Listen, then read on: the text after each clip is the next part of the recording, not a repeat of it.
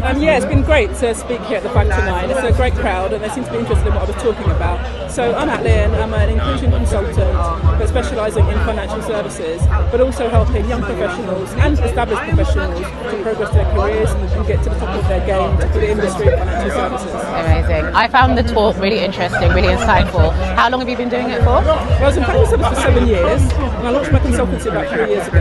And so I was working for a mortgage provider, but now I've got my consultancy. I can look at other organisations in financial services as well beyond just the mortgages. Okay, so it wasn't necessarily that you chose mortgages, you were saying that mortgages kind of chose you. How did that? I was in a different sector. I was in the travel industry for many years, working in marketing and product engagement. But I was travelling a lot and I had 2 children, and so I wanted to move to a different sector. And that's something else I also talk to my colleagues and my community about, is how you can transition from one sector to the other.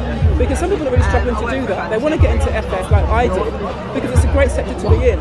So I transitioned intentionally from travel to financial services because the career progression opportunities are better, the pay's better, and you also get bonuses. And so this is why I'm trying to encourage other black people to get into the financial services industry, whether it's mortgages, investing, or other parts of the industry. It's a great place to really advance your career.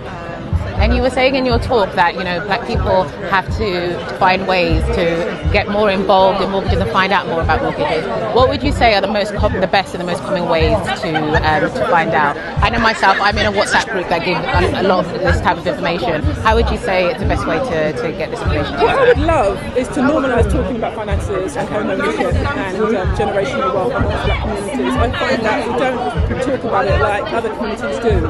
So amongst your friendship groups and your families, this way that the information passes on quite naturally and it doesn't seem scary. It's almost like demystifying it and normalising these conversations, and I think there is a lot of fear, uncertainty and a lack of financial education, essentially because people are not having these conversations. And so wherever we can do it, at events like this, on WhatsApp groups, around the table for dinner, wherever it is, I think there's always a time to talk about it. It's quite a dry, like today I was worried because I thought it was going to be too much of a dry topic for this audience. But they're all professionals and they're really interested and really keen, so the more places we can have those conversations, the better really. So I haven't answered your question, but I think we should talk about finances everywhere you can. Yeah. And lastly, knowing what you know now, what would you have told yourself before you got involved in the financial industry, before you had your own mortgage? What are some of the secrets that you've now found out that you would have loved to have known before? Yeah, it's a really good question. I think financial discipline in terms of really understanding your finances, obviously saving, live your life, enjoy. I love travelling, that's where I used to work in the industry, I love it. But I do think, always think about the future and what you can be doing to secure your future. So if you save, if you invest, and then when you say invest, it sounds like something that's quite, again, fearful. Yeah.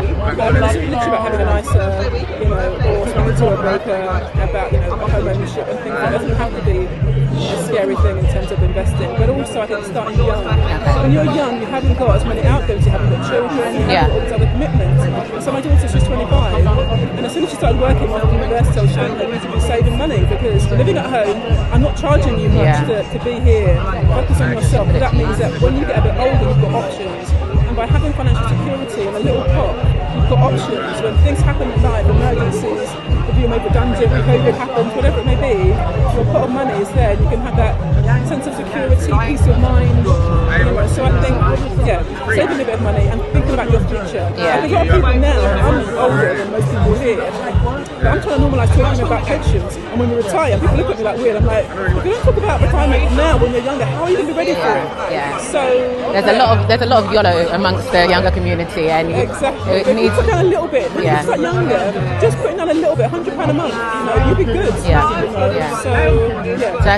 put a little aside. Amazing. Thank you so much for speaking to me. I'm talking so much. I'm sorry. Don't worry.